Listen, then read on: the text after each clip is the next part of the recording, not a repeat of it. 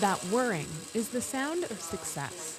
About 20 high school teachers from states ranging from Alaska to Florida are in a San Diego State classroom learning to write computer programs that tell gears when to turn and lights when to shine.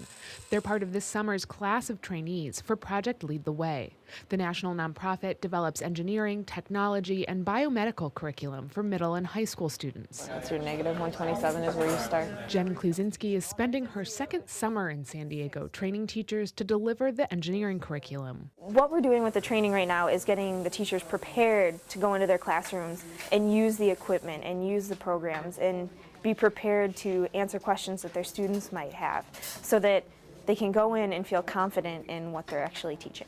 What sets the courses they're learning to teach apart is that they're project-based. That means instead of lecturing to a class, teachers will help students use the formulas and skills they learn to build things like circuits, robots, and hydrogen batteries.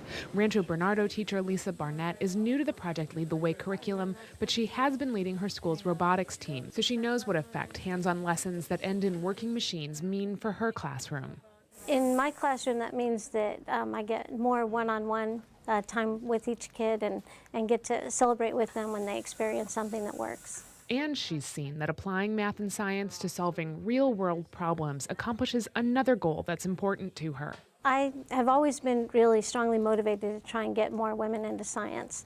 And this is one way that I know that we can attract more girls to take science classes. Once Barnett and her fellow trainees master the programs they've been testing out, they'll put the gears, switches, and sensors they're learning to control into robots like the one San Diego State engineering professor Bruce Westermo shows off from a previous class. So just learning the basics of machine control, system design, and programming. And so they're writing the programming that says, when you push button B. Exactly, push this forward and the right or the left wheel goes forward. I see.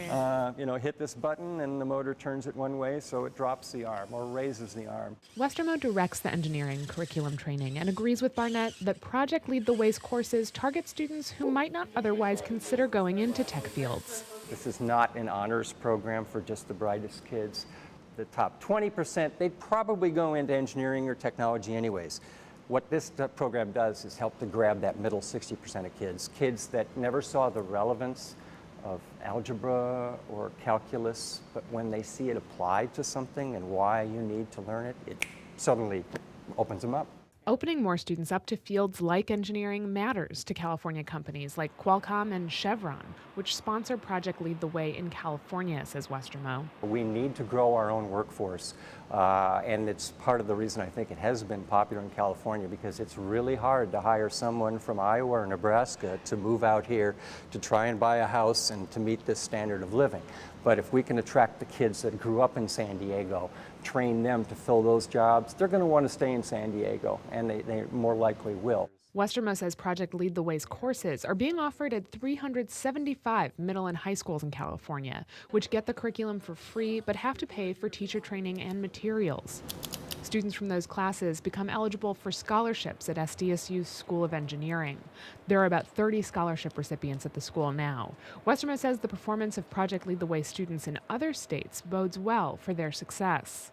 The students that have gone to, say, Rochester Institute of Technology out of the New York program, they have about a 90% continuation ratio for the students in engineering. 90% of the kids that start will finish. At a typical university in engineering, it's 50%. A track record like that is one of the reasons Poway teacher Roger Dome says he asked his school to send him to the Summer Institute. There's so many kids, they say, quote, I'm going to be an engineer because my dad or my mom was or my friend was, and then they get in and they drop out. We don't want that to happen. We want the kids to be successful. Teachers trained at SDSU this summer will go back to their classes prepared to show students what goes into producing that satisfying sound of success.